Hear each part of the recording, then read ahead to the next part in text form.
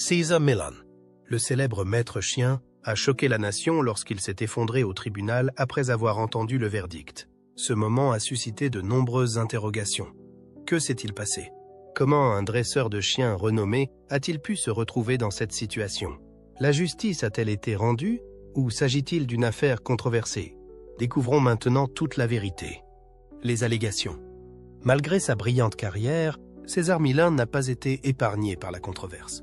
Certains dresseurs de chiens et groupes de défense des droits des animaux ont critiqué ses méthodes, arguant que l'utilisation d'une discipline sévère peut être stressante ou effrayante pour les chiens.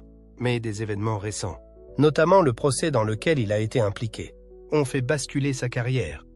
Selon de multiples sources non identifiées, l'homme qui a réhabilité un grand nombre de chiens incapables d'être dressés et qui a reconstruit des familles, déchirées par des problèmes de comportement canin, risque maintenant de passer le reste de sa vie derrière les barreaux, séparé des animaux qu'il a consacré sa vie à aider et des millions de personnes dont il a touché la vie grâce à son travail de compassion.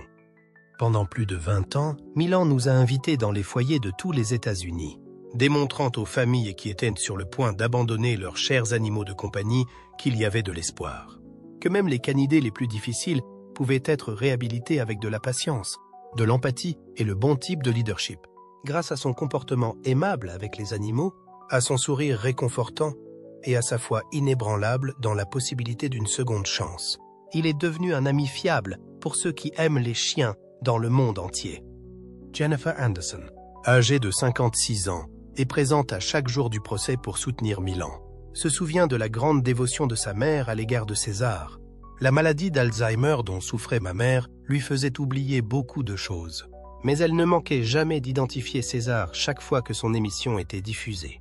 Alors qu'elle traversait une période très difficile, elle trouvait du réconfort dans sa voix apaisante, et le fait de le voir interagir avec les chiens lui procurait des moments de clarté et de joie. Compte tenu de tout ce qu'il a accompli, cela me fait mal au cœur de le voir manquer de respect de cette manière. Il y a environ 1 an, des fonctionnaires fédéraux ont ouvert une enquête sur les installations d'entraînement de Millan en réponse à des plaintes anonymes concernant les méthodes d'entraînement utilisées. C'est ainsi qu'a débuté l'affaire contre Millan.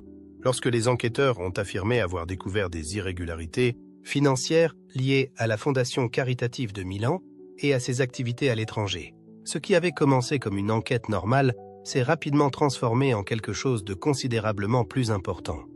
Selon les allégations de l'accusation, Millan était impliqué dans un système complexe, comprenant l'importation illégale d'animaux exotiques aux fins de démonstration de dressage, la fraude fiscale liée à ces entreprises étrangères et l'abus de dons de bienfaisance destinés à des missions de sauvetage. L'image qu'ils ont donnée est celle d'une personne célèbre qui a utilisé sa popularité pour s'en tirer en enfreignant la loi. La clinique de psychologie canine de Millan aurait accidentellement causé la mort de nombreux chiens, extrêmement traumatisés par des méthodes de dressage que l'accusation a qualifiées de cruelles et dangereuses. Il s'agissait du chef d'accusation le plus grave. Et c'est celui qui a finalement abouti à la condamnation à la réclusion à perpétuité.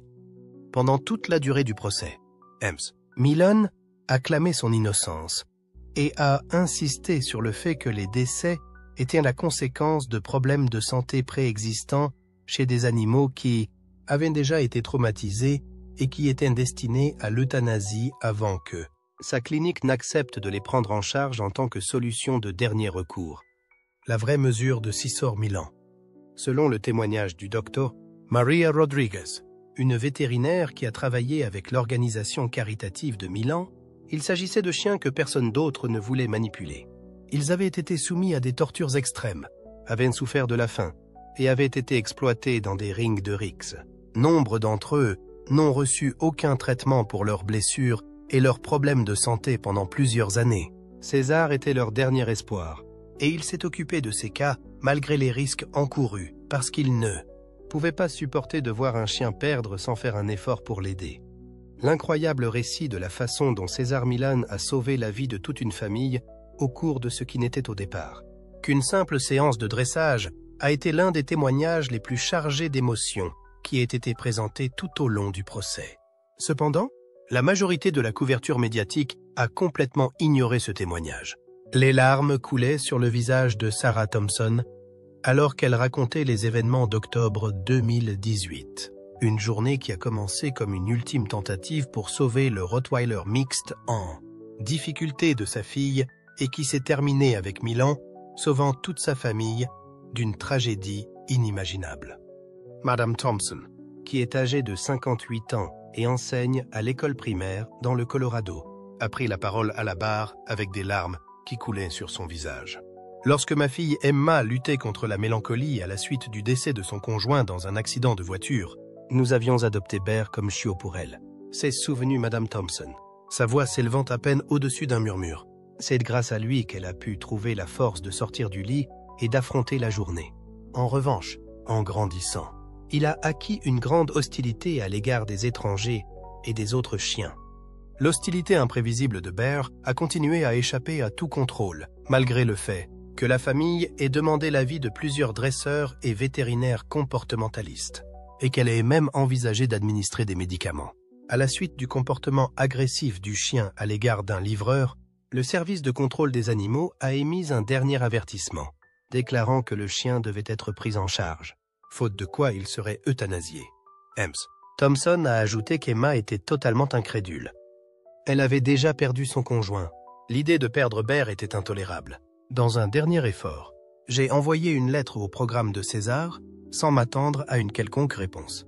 Nous avons eu l'impression de bénéficier d'un miracle lorsque son équipe nous a contactés pour nous annoncer qu'il nous inclurait dans un prochain épisode.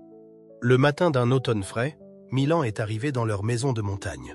Son sens aigu de l'observation s'étendait bien au-delà du comportement canin, ce que les téléspectateurs n'ont jamais vu puisque l'incident n'a jamais été diffusé. Selon les souvenirs de Thompson, près d'1 heure s'est écoulée depuis qu'il a commencé à travailler avec Bear lorsque celui-ci est soudain resté extrêmement immobile. En demandant à ma fille si elle avait eu des maux de tête récemment, il s'est enquis de savoir si la température de la maison avait été particulièrement élevée. Bien qu'Emma ait déclaré qu'il était vrai que tout le monde avait souffert de maux de tête, nous avons pensé que cela était simplement dû à la tension causée par l'état de Bear. Après cela, Milan a demandé s'il pouvait ou non ouvrir quelques fenêtres. Il a discrètement éloigné Thompson du reste de la maison pendant que l'air frais balayait la maison. Il m'a indiqué qu'il connaissait les signes et les symptômes d'un empoisonnement au monoxyde de carbone. La petite incertitude dans nos réactions, les maux de tête et la rougeur de mes petits-enfants, remarque Thompson, sa voix se fissurant au fur et à mesure qu'elle parle. Selon lui, le comportement agressif de Bear s'était récemment aggravé, et ce n'était pas à cause de problèmes de comportement, mais plutôt parce que les chiens sont extrêmement sensibles au monoxyde de carbone, et qu'il essayait de faire sortir la famille des limites de la maison. Alors que Milan continuait à travailler avec Bear, en donnant l'impression qu'il participait à une séance de dressage typique, il a discrètement demandé à un membre de son équipe de contacter les services d'urgence. Il a ensuite proposé que toute la famille, y compris l'ours, poursuive sa séance d'entraînement dans l'arrière-cour, afin de s'assurer que tout le monde se trouve à l'extérieur dans un environnement sécurisé. 20 minutes plus tard, des camions de pompiers sont arrivés sur les lieux. Les professionnels ont détecté un grave dysfonctionnement de notre système de chauffage, qui a entraîné la libération de quantités dangereuses de monoxyde de carbone dans toute la maison. Comme l'a dit Thompson, après coup, le chef des pompiers nous a averti que les niveaux étaient extrêmement dangereux et qu'il était tout à fait possible que nous n'ayons pas pu passer une nuit de plus dans la maison. L'avocat de la défense a demandé à Thompson comment elle savait que Milan était celui qui avait reconnu la menace. Et Thompson a répondu sans équivoque. Lorsqu'on lui a demandé qui avait remarqué les signes, César a simplement déclaré qu'il en avait déjà fait l'expérience dans une autre maison avec un chien qui était soudainement devenu hostile. Les ambulanciers ont demandé qui avait identifié les symptômes. Après l'incident, il a continué à prendre de nos nouvelles pendant plusieurs mois, non pas pour s'enquérir de l'entraînement de Bear, mais plutôt de notre santé et de notre rétablissement. Comme le gaz toxique n'affectait plus Bear, son comportement agressif a considérablement diminué une fois qu'il a été libéré du gaz. Grâce à la mise en œuvre d'une formation appropriée, les problèmes restants ont été résolus sous la direction de Milan. Bear sert actuellement de chien de thérapie à l'école où travaille Thompson, aidant les élèves qui ont des difficultés à lire ainsi que les jeunes qui ont des troubles émotionnels. Ce jour-là, Caesar Milan a fait plus que sauver notre chien. Il a sauvé non seulement moi, mais aussi ma fille et mes petits-enfants, a conclu Madame Thompson en regardant le jury en face. Pas. L'individu que vous envisagez de condamner à la prison à vie a été capable d'identifier une circonstance potentiellement fatale que plusieurs professionnels de la santé avaient négligée lors d'examens de routine. Il n'a pas attiré l'attention sur lui et n'a pas cherché à être félicité pour ses actions. Il s'est comporté calmement et sereinement. Le témoignage de Gloria Sanchez, une enseignante de maternelle et mère de 3 enfants, âgée de 62 ans et convaincue que Milan a sauvé la vie de son fils, est peut-être l'événement le plus dramatique survenu au cours du procès. Après avoir entendu sa déclaration, plusieurs personnes présentes dans la salle d'audience, dont Monsieur Milan lui-même, ont fondu en larmes. Pendant qu'elle parlait, sa voix tremblait d'émotion en décrivant comment son fils David, qui n'avait que 4 ans à l'époque, avait été attaqué par le chien d'un voisin. Cette expérience traumatisante a été si extrême qu'elle a provoqué chez lui une forte peur de tous les chiens. Il ne pouvait pas aller au parc, ni voir des amis qui avaient des chiens, ni même aller à l'école si un chien était visible dans la rue. Il n'a pu faire aucune de ces choses. Lorsque David a atteint l'adolescence, la peur avait déjà commencé à avoir un impact sur son développement, le transformant en paria et le faisant souffrir d'une anxiété et d'une mélancolie extrême. Bien que la thérapie traditionnelle n'ait eu que peu d'effets, la famille commençait à perdre espoir. Sanchez a déclaré « Un soir, nous regardions l'émission de 6 heures, et quelque chose dans sa façon de traiter les chiens qui avaient peur de lui a attiré l'attention de David. C'était la première fois qu'il montrait de l'intérêt pour la compréhension des chiens, au lieu de simplement les redouter. Bien que nous n'ayons aucune intention de le rencontrer, nous avons pris contact avec le centre de 6 heures. La réponse personnelle de Milan, qui les a invités à visiter sa propriété, les a complètement surpris. Pendant tout un week-end, il a travaillé avec David, lui présentant progressivement des chiens calmes et équilibrés, et lui apprenant à comprendre le comportement des chiens. Je n'oublierai jamais ce que Caesar a partagé avec mon fils. Selon lui, la peur n'est pas la même chose que le respect. Et le respect n'est pas la peur. Même si Sanchez essuyait des larmes, il a rappelé qu'une fois que l'on a compris cette distinction, on ne connaît plus jamais la peur. Il n'a pas reçu un seul centime de notre part. Lorsque nous avons tenté de le payer, il a déclaré que le fait que David ait réussi à vaincre sa peur était un paiement suffisant. David Sanchez est actuellement technicien vétérinaire et donne de son temps à des programmes de thérapie des traumatismes qui utilisent des animaux pour aider les jeunes à surmonter le syndrome de stress post-traumatique, SSPT. Il attribue à Milan non seulement le fait d'avoir réussi à vaincre sa peur, mais aussi d'avoir découvert le sens de sa vie. En regardant directement les jurés, Gloria Sanchez a conclu que vous aviez devant vous le véritable Caesar Milan, un homme qui a changé de manière indélébile le cours de la vie de mon fils.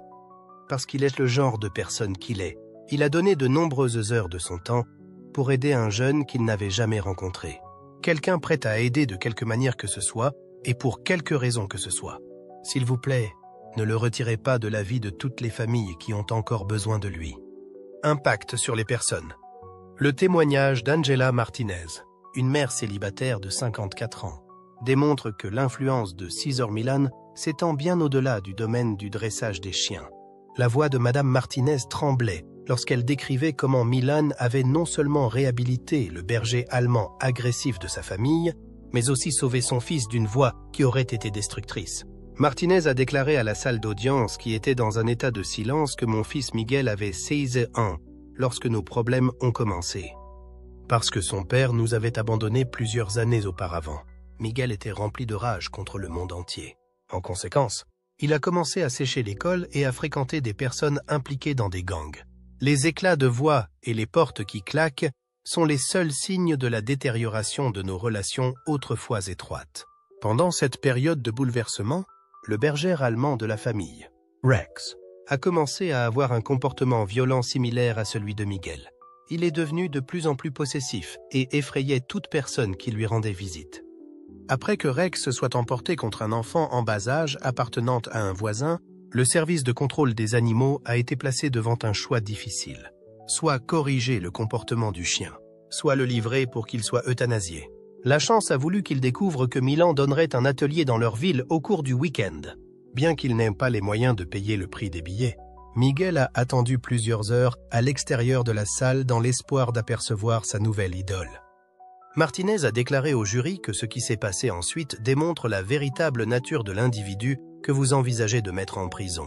Et sa voix s'est faite plus ferme au fur et à mesure qu'elle exprimait sa conviction.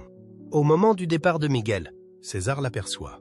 Cependant, au lieu de simplement signer et de passer à autre chose, il s'est enquis de la raison pour laquelle Miguel n'était pas présent à l'intérieur. Alors que mon fils expliquait à Rex notre situation difficile et admettait qu'il n'était pas en mesure de financer l'atelier, César a fait quelque chose de remarquable. Non seulement Milan a invité Miguel à participer gratuitement au cours, mais après avoir écouté toute leur histoire, il s'est également porté volontaire pour venir chez eux plus tard afin d'offrir à Rex une relation de travail personnelle. Martinez a poursuivi en disant que rien n'était plus pareil après ce dimanche après-midi. Le temps que César a passé avec nous n'a pas seulement été consacré à l'entraînement de Rex. Pendant que Miguel travaillait, il a eu une conversation avec lui sur la nécessité de la discipline, de la canalisation productive de l'énergie et de l'acceptation des responsabilités. Mon fils, renfermé et furieux, écoutait attentivement chaque mot de cet homme parti de rien et qui avait créé sa vie en aidant les autres. Parce que c'est moi qui peux manipuler les chiens. C'est quelque chose que j'ai fait. En d'autres termes, je ne me suis pas senti mal à l'aise. Je n'ai pas eu de comportement malhonnête. J'étais très fier de cet aspect de moi-même. C'est lorsque Milan a fait le lien entre la conduite de Miguel et le comportement agressif de Rex que le moment le plus poignant s'est produit. Il a expliqué au jeune homme que votre chien était le reflet de votre énergie. Il croit qu'il est obligé de vous protéger du monde lorsque vous êtes en colère contre lui. De la même manière que vous pouvez vous détendre et rester calme, il sera capable de faire de même. Martinez a constaté une métamorphose correspondante chez son fils, car le comportement de Rex s'est amélioré grâce aux compétences qu'il venait d'acquérir. Miguel a commencé à se lever tôt pour exercer Rex, en suivant le cadre conçu par Milan pour le programme. Après être retourné à l'école, il a vu ses notes s'améliorer et il s'est progressivement éloigné des personnes qui le gênaient. Milan, qui avait été impressionné par l'engagement de Miguel, lui a donné l'occasion de travailler dans sa clinique de psychologie canine pendant l'été qui a suivi l'obtention du diplôme de fin d'études secondaires. Cette opportunité a radicalement changé la direction que prendrait la vie de Miguel. Aujourd'hui, 10 ans plus tard, Miguel dirige avec succès un programme de réhabilitation pour chiens abandonnés. La plupart des chiens de ce programme travaillent avec des enfants en danger, des enfants qui ressemblent à Miguel. Martinez a déclaré que des centaines de familles dans notre ville ont été touchées par le travail de mon fils avec les chiens. C'est un travail que mon fils n'aurait jamais trouvé sans l'intervention de César Milan. L'influence de cet homme peut être mesurée avec précision par l'effet d'entraînement des changements positifs qu'il a provoqués. Il propose non seulement une rééducation pour les chiens, mais aussi une rééducation pour les personnes. Déclaration finale. La défense a appelé Martha Winters, une grand-mère de 72 ans, originaire d'une région rurale du Tennessee, qui a traversé le pays en avion, malgré les problèmes de santé auxquels elle était confrontée, pour faire un récit qui n'avait jamais été rendu public auparavant. C'est peut-être le témoignage le plus étonnant qui a eu lieu vers la fin du procès. Je vis seul dans une petite cabane située dans les Smoky Mountains, sur un terrain de 20 hectares. A-t-elle commencé? Lorsque mon conjoint est décédé, mes enfants ont exprimé leur désir de me voir partir en ville. Mes seuls compagnons étaient mes 3 chiens de sauvetage, Bella, Max et Cooper, et je ne pouvais pas quitter notre ferme lorsque j'avais besoin d'aide. Lors d'un blizzard survenu en février 2019, Madame Winters regardait un marathon des émissions de César Milan lorsqu'elle a soudainement perdu l'électricité qu'elle regardait. C'est au moment où le crépuscule approchait et où les températures tombaient à des niveaux dangereusement bas qu'elle a découvert que son générateur ne fonctionnait pas correctement. Elle a pu voir une voiture qui était tombée de la route sur sa longue allée rurale, malgré la neige abondante qui tombait tout au long de la situation. Madame Winters ignorait que César Milan lui-même se trouvait à l'intérieur du véhicule. Milan se trouvait dans la région pour une conférence et s'était trompé de chemin dans les chutes de neige.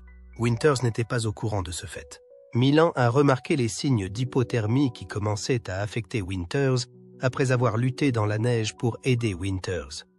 Elle a rapidement pris le contrôle de la situation et s'est assurée que Winters était en sécurité.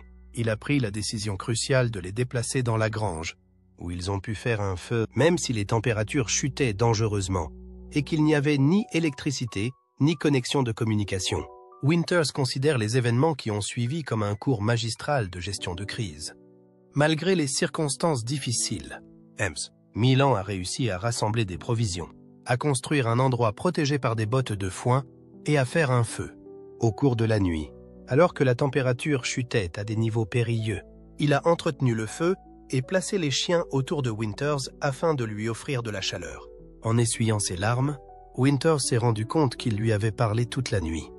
Il m'a raconté son enfance au Mexique, son voyage à travers la frontière avec peu de choses, ses espoirs et ses déceptions, ses aspirations et ses déceptions. Je crois qu'il a fait exprès de me garder éveillé, sachant que le sommeil peut être dangereux pour quelqu'un qui souffre d'hypothermie. Milan est sorti dans le monde pour la première fois, alors que le jour se levait, et après presque 2 heures. Il a finalement pu atteindre un endroit où il pouvait recevoir un service de téléphonie mobile et demander de l'aide. Peu de temps après, les services d'urgence sont arrivés et les ambulanciers se sont immédiatement inquiétés de l'état de santé de Winters. Plustard. L'ambulancier m'a informé que je n'aurais pas pu passer la nuit sans la chaleur dégagée par les chiens et le petit feu qu'elle avait allumé. Ils ont signalé qu'un grand nombre de personnes plus jeunes et plus robustes étaient décédées des suites de maladies moins graves. Caesar, cependant, a tenu à ne pas s'attribuer le mérite. En termes simples, il a déclaré qu'il avait acquis des compétences de survie lorsqu'il était enfant au Mexique et que les chiens eux-mêmes étaient les véritables héros. Le fait que Milan n'ait jamais révélé cet événement en public est certainement l'un des éléments qui rend ce récit encore plus étonnant. Le fait que la fille de Winters l'ait reconnu lors de la couverture télévisée du procès et qu'elle ait contacté son équipe d'avocats est la seule façon dont l'affaire a été rendue publique. Un sourire agréable est apparu sur le visage de Winters lorsqu'il a expliqué que lorsqu'ils l'ont interrogé à ce sujet, il ne se souvenait même pas de mon nom. Qu'est-ce qu'il vient de dire? La femme qui avait 3 chiens très étonnants?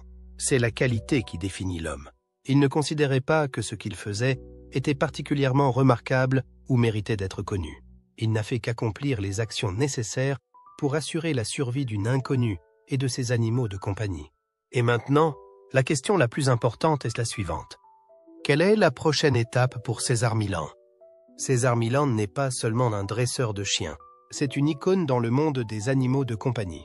Depuis son apparition dans l'émission Dog Whisperer with César Millan, il a changé la façon dont les gens perçoivent leurs compagnons à 4 pattes et communiquent avec eux.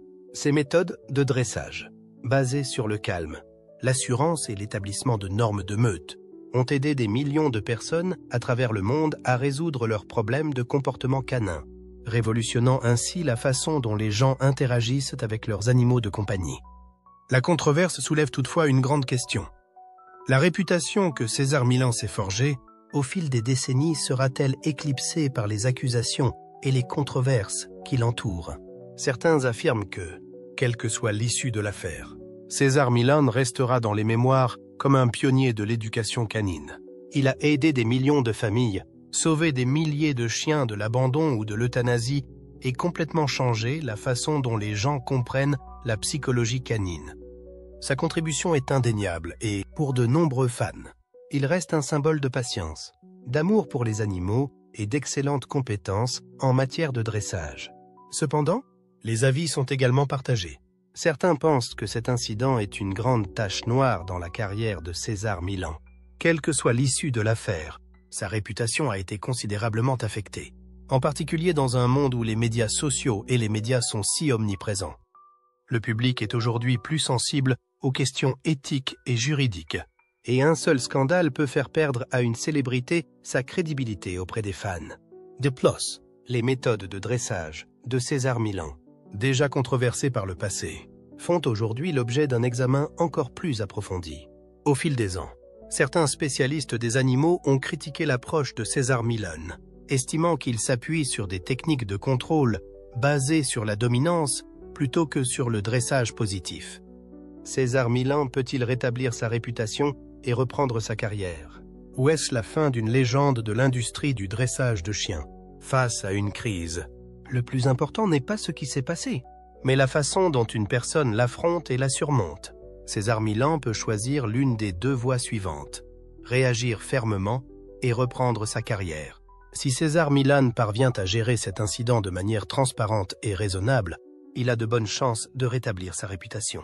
Pour ce faire, il peut s'exprimer publiquement, expliquer clairement la situation et, si nécessaire, accepter sa responsabilité ou prouver son innocence. La transparence est essentielle pour regagner la confiance du public.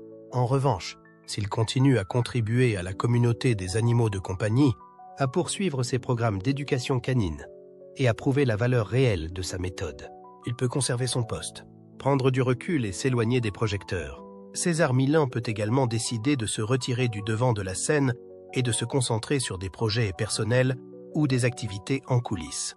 Il peut toujours aider les chiens et leurs maîtres, mais à plus petite échelle, loin des médias et des controverses indésirables. Quoi qu'il en soit, une chose est indéniable. César Millan a laissé une trace profonde dans le monde du dressage des animaux de compagnie. Cet incident peut nuire à sa réputation, mais il ne peut pas effacer ce qu'il a apporté au fil des ans. Le voyage vers la construction d'un empire de dressage de chiens. César Millan est né en 1969 à Culiacán, dans l'État de Sinaloa, au Mexique. Il a grandi dans une famille modeste et son enfance a été étroitement liée à la nature et aux animaux. Dès son plus jeune âge, César a manifesté une passion particulière pour les chiens. Il avait la capacité d'observer et de comprendre leur comportement comme peu de gens peuvent le faire. César a passé beaucoup de temps dans la ferme de son grand-père, où il est entré en contact avec de nombreux animaux et a appris à communiquer avec eux. Enfant, il se promenait souvent dans le quartier avec des chiens errants et était surnommé El Perrero. Malgré ses conditions de vie précaires, il a toujours eu envie de travailler avec les chiens et rêvait de devenir un dresseur de classe mondiale. À l'âge de 21 ans, César a décidé de réaliser son rêve en immigrant aux États-Unis. Sans papier d'identité et ne connaissant pas l'anglais, il a traversé illégalement la frontière entre le Mexique et les États-Unis avec pour seule ambition. Lorsqu'il est arrivé aux États-Unis, César a commencé à faire des petits boulots comme laver des voitures, nettoyer et travailler dans des boutiques de toilettage pour animaux. Il a vécu dans la rue pendant longtemps, confronté à de nombreuses difficultés financières et à la barrière de la langue. Cependant, son amour pour les animaux et sa capacité particulière à contrôler le comportement des chiens l'ont aidé à obtenir une chance de travailler dans un centre de dressage de chiens à Los Angeles. C'est là que César a commencé à démontrer ses compétences particulières. Non seulement il comprenait le comportement des chiens, mais il pouvait aussi aider les chiens agressifs, craintifs ou problématiques à devenir plus obéissants. Cette capacité lui a rapidement permis de se forger une réputation et d'attirer l'attention de nombreuses personnes. En 2004, la plus grande avancée dans la carrière de César Millan a été la diffusion de l'émission télévisée Dog Whisperer with César Millan sur National Geographic. L'émission est rapidement devenue un phénomène mondial, rendant César Millan célèbre dans le monde entier. Dans cette émission, César aide non seulement des milliers de propriétaires d'animaux à résoudre les problèmes de comportement de leur animal, mais il transmet également sa philosophie de l'éducation canine basée sur l'énergie calme assertive. Selon lui, les gens doivent fixer des règles, des frontières et des limites, et communiquer avec les chiens en utilisant le langage corporel au lieu de se contenter d'ordres verbaux. Facteur de réussite de Dog Whisperer. Méthode de dressage naturelle, sans violence. La capacité à comprendre et à contrôler le comportement des chiens est étonnante. Aide les propriétaires d'animaux à changer leur façon de penser et de communiquer avec leurs animaux. Les histoires sont vraies, touchantes et hautement éducatives. L'émission a duré jusqu'en 2012, a été diffusée dans plus de 80 pays, a attiré des millions de téléspectateurs et a permis à César de devenir l'un des dresseurs de chiens les plus célèbres au monde. Après le succès de Dog Whisperer, César ne s'est pas arrêté et a continué à étendre son influence. Il a fondé le Dog Psychology Center en Californie, spécialisé dans le dressage et la rééducation des chiens ayant des problèmes de comportement. C'est également là que César donne directement des cours aux propriétaires d'animaux de compagnie et à ceux qui souhaitent devenir des dresseurs professionnels. En plus de son émission de télévision, il a publié plusieurs livres à succès, notamment César's Way, The Natural, Everyday Guide to Understanding and Correcting, Common Dog Problems, 2006, Be the Pack Leader, 2007, How to Raise the Perfect Dog, 2009, Lessons from the Pack, 2017, Ces livres aident non seulement les lecteurs à mieux comprendre le comportement des chiens, mais fournissent également des méthodes de dressage efficaces et scientifiques.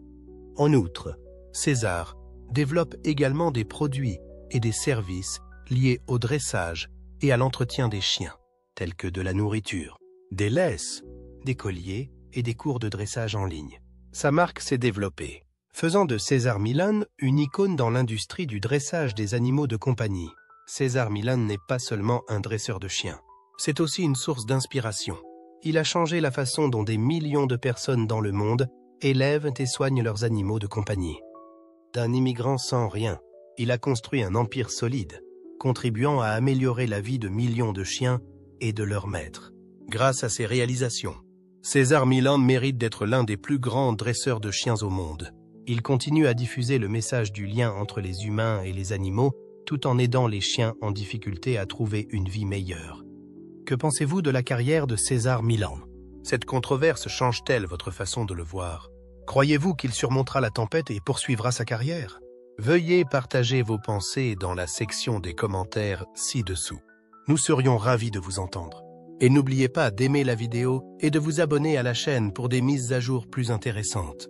Merci et à bientôt dans les prochaines vidéos.